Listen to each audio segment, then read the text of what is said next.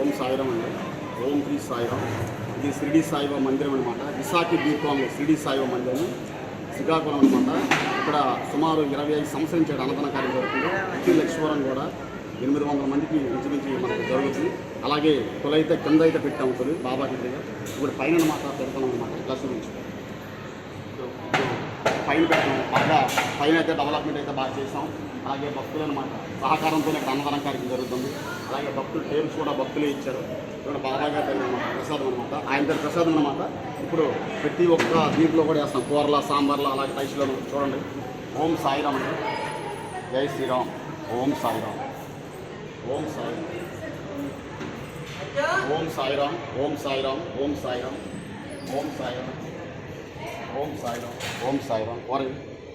కూర అక్కడ ఉంది. ఓం సాయిరామ్.